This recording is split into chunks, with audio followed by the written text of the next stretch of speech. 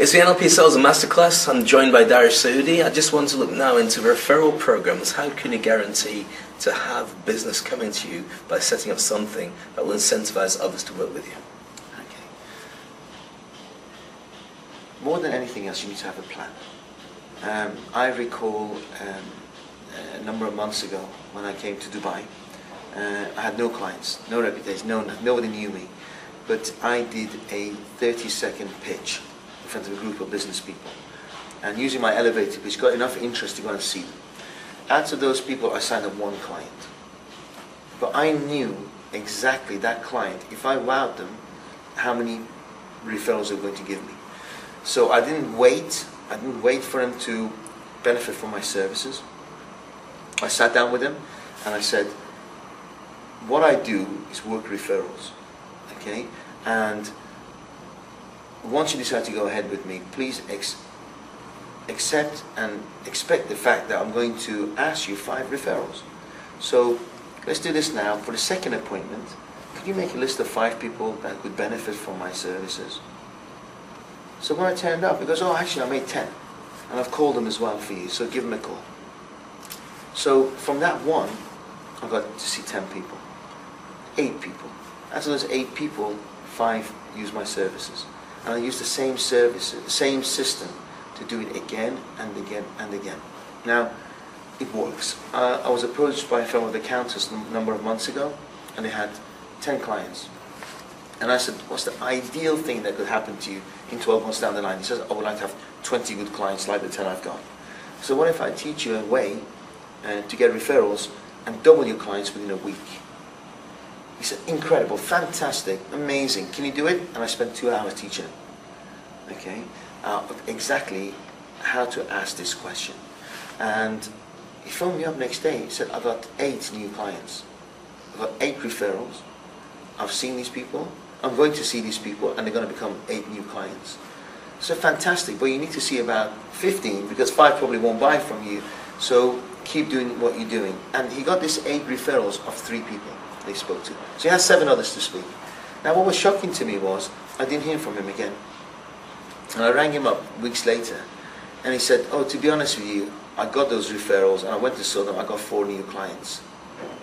I said, and did you do it again? Oh, no, I didn't. I just carried on doing what I always done. So what happened was I doubted his drive and his focus towards where he wants to go in life. Okay? So what I say is, if it works, use it again and again and again. Systemize it. Okay? If it works, don't try to reinvent the wheel. Okay? Practice it till you become an expert in it. So when we have a relationship, and the time to ask for a referral is when you made a decision, not 6 months after we've done business. Because what happens is we have an emotional turmoil within us when we make that decision, or we're just about to make it. So if I say, yes, I want to use Dave Crane's service, and I sign, that's the time to ask for a referral. Not 6 months afterwards. Or if I think you're being cheeky, I say, well, let the first session be over, then I'll give you some referrals the second time. Is that okay? But who's in charge of this? Who's in charge of prospecting? Who's in charge of creating a bigger prospect file for you? You are. Instead of destiny or hoping. So with everybody, what would be the words, what's a phrase you should use for getting that referral program to start working? Dave, we've known each other for a while and you like my services, is that true? Yeah. Okay. Would it be okay, would you help me? Would you help me? Fantastic. And I've actually used this with you before. That's fantastic. I would really appreciate your help. May I borrow your name to introduce my services to 5 people that you know? You should. Great. May I have them now? Or tomorrow? When is the best time for me to collect those names? And will you do me a favor by phoning them and letting them know that I'll be in touch? And don't worry, I'm not going to sell them anything because this is the email I'm going to send them. Or I'll just say, can I come and see you for 5 minutes? So I'm not going to oversell anything or be abusive or assertive or too aggressive to your contacts. Is that okay? Yeah, sure. Thank you. And that's it? That's it. Excellent.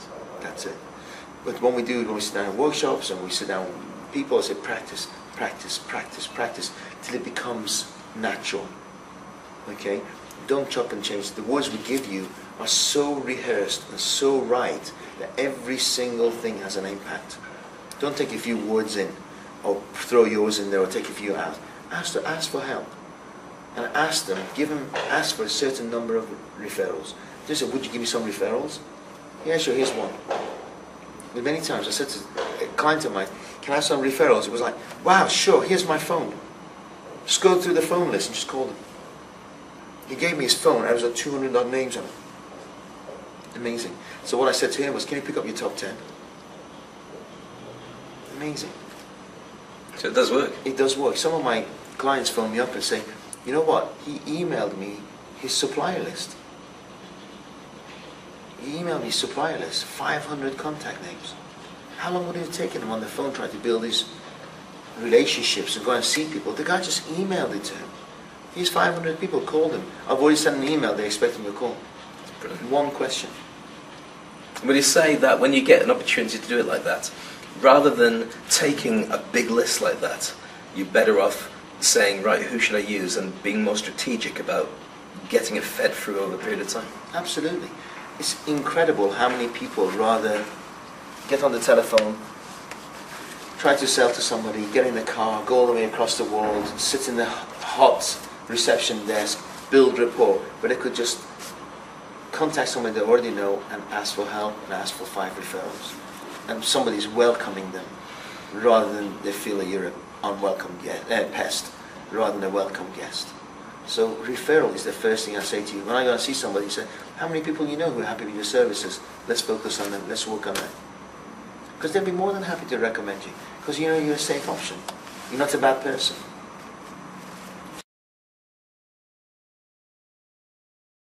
Welcome to the NLP Sales Masterclass. I'm joined by Darish Sudi. I want to look now about negotiation skills, how to get people to want to work with you, and how you can make it so that relationship happens very, very quickly. Negotiate, this is the biggest fun part, because I've been on many sales appointments with my clients, and I've heard, watched and listened to them negotiate, and sometimes it's sad, but it's quite funny, because again, we have preconceived ideas about what the client's going to say. So if we believe that they're going to squeeze us, guess what? They're going to squeeze us on price. If we believe that they're not going to like the red model, they're not going to like the red model. If we believe that they want it after Ramadan or in the new year, that's exactly what they're going to say. Yes, negotiation. For instance, when we sit in a room, okay, where we sit in the room dictates who's in power in the office. Okay, so in the old days, caveman days, we used to sit facing the cave because we didn't know what was going to come through that cave. It was going to be a wild animal or a competitive tribe or something. So we sat facing the cave. So when I speak to my clients, I say, sit facing the door. Because if your prospect is sitting with the back to the door, they're feeling vulnerable. They're not in a power position. And also, if you're sitting with your back to the window or the door, and they're looking at you and there's distractions, you're not getting the full attention. Because how many times you've been on an appointment and the prospect's eyes wandering behind you or waving to somebody or getting distracted and they're interrupting your conversation or your pitch or your flow. So sitting somewhere is really, really important. Where you hold your business card. Okay? Are you swapping your case with your business card to shake their hand? All that dictates your negotiation power, because they immediately think you're a pushover or you're not going to be. A sale is made on every single call. Okay? It's who makes the sale. Whether you convince them why they should buy your products or services, or they convince you why they shouldn't. And the most powerful thing is silences. There's other negotiation skills, but the most powerful thing is the silence. Most people are frightened of silence. When there's a silence, they interrupt. How many times I've been with a client and I said, look, I'll do your negotiation. Say nothing. Please say nothing. And it's going really well, and we kind of the client's winking at me during the thing, it's going great, and it goes to the close, and we put the price forward, and there's a silence, and guess what happens? Your colleague starts to talk. Yes. And you train the other person to never have to deal with that silence, because you'll interrupt it yourself. Absolutely. So if you really believe in your proposition, say nothing, because it's final. Okay, but if you think, oh, I'm going to price it at this end, he's going to knock me down, and there's a silence, guess what you're going to do? Straight away start negotiating on price. Okay, and what's going to happen to your credibility? It's going to be flushed. So don't do it. Don't do it. Be powerful. Be determined that you're going to walk out with the order. And don't worry about timescales. Okay, there's an urgency. You may be going there thinking, I've got 2 days to the end of the year target or end of my month. And then what happens? You put an urgency. And guess what? Your client's going to take his time buying. Okay? Because it's not priority in their mind, it's priority in your mind. So don't press urgency into it and then you're looking desperate. Okay? If you have urgency in your mind, put it behind you. So how do you do that? How do you realistically drive them to want to resolve it very quickly because you're the business expert and they're not? Well, nobody's desperate. If you've got a really good proposition that's going to make you money, they should be desperate want to have it. Okay, so if you think, the moment you're thinking desperate, guess what? You're going to be desperate. Okay? So there were times in my life when I had nothing. Nothing. And I'm going sitting in front of somebody teaching them how to make money. Guess what I would be thinking if I was thinking I'm desperate?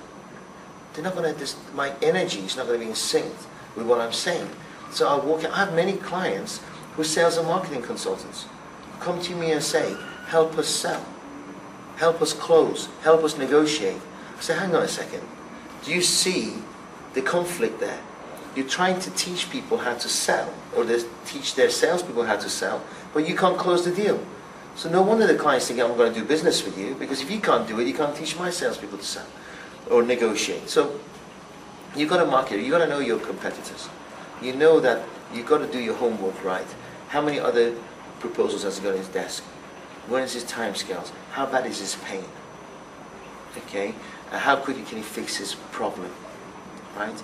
And the problem is, the only reason you're desperate is because way back you didn't prospect enough. Because if you're prospecting enough, there's enough eggs in your basket to all fall within your time scale. Often the problem is we haven't prospected enough, we haven't brought enough numbers into this funnel, that becomes a desperate situation. So you have to reflect back and think, where did I go wrong? That I don't have enough prospects in this basket. That one means so much to me. That should never happen.